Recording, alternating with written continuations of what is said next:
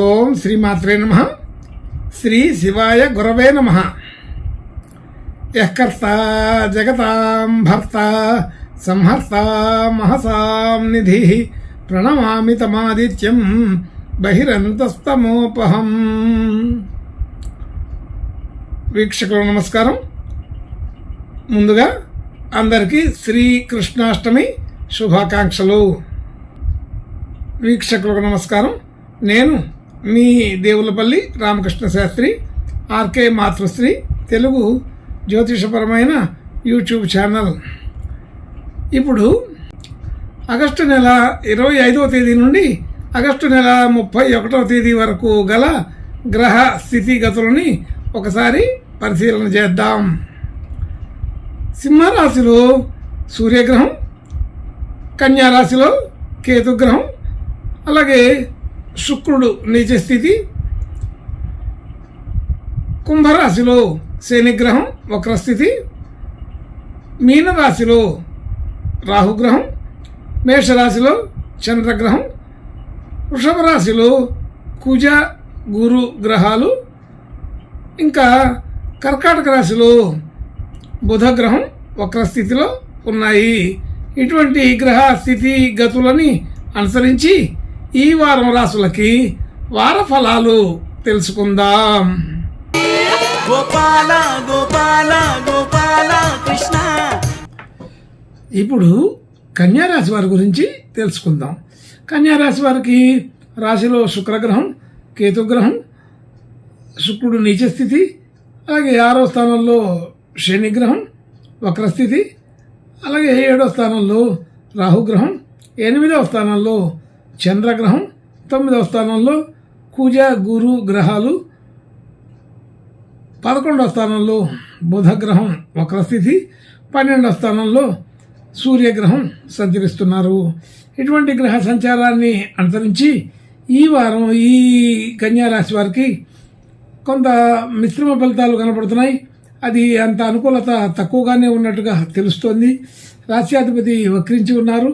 అలాగే ధనస్థానాధిపతి రాశిలో ఉండటం జరిగింది, నీచ స్థితిలో ఉన్నారు.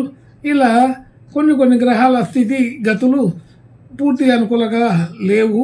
కాబట్టి కొంత నిదానంగానే ఉండడం మంచిది.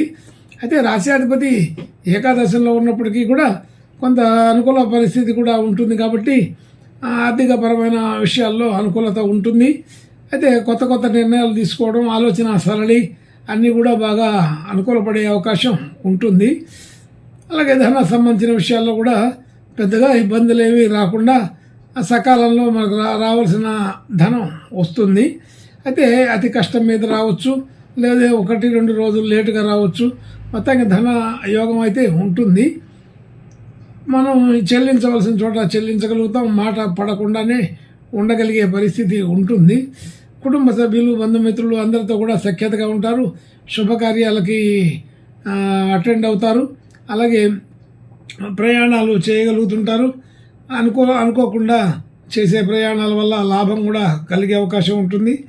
తీర్థయాత్రలు, దైవ దర్శనాలు చేసుకునే అవకాశం ఈ కన్యారాశి వారికి ఉన్నది.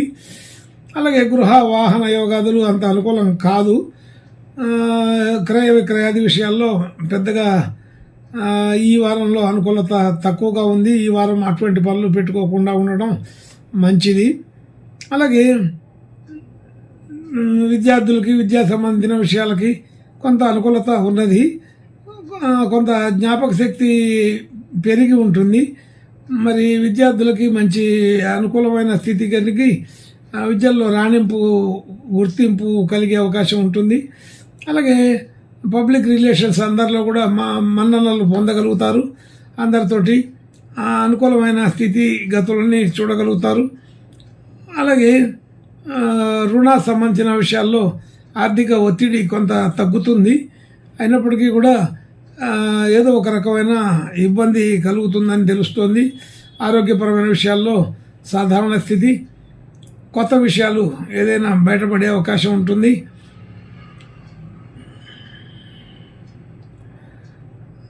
అలాగే మిత్రులు శత్రువులు అనే భేదం తక్కువగా ఉంటుంది.